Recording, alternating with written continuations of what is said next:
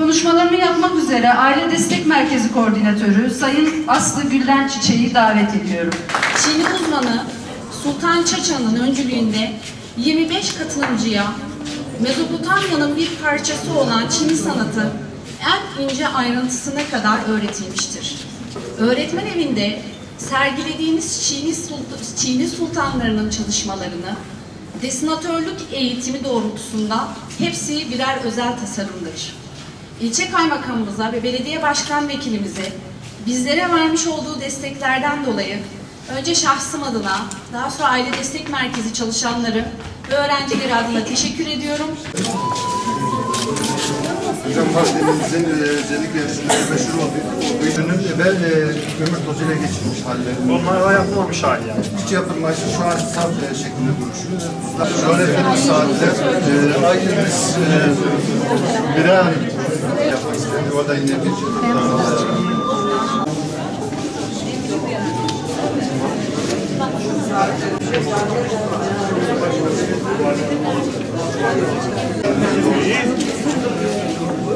O zaman hiç müşteri bulmakta zorlanmazsınız.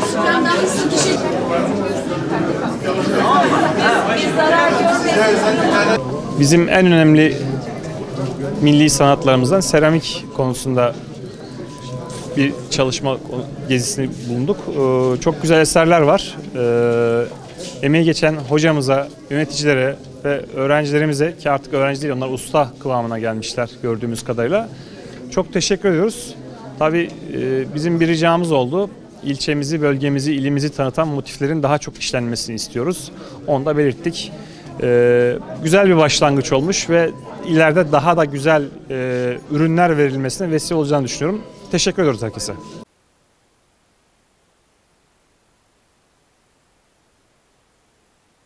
Çinli kursumuz bundan 7 ay önce başladı. İlk eğitime başladığımızda yaklaşık olarak 25 öğrenciyle başladık. 24-25 arası.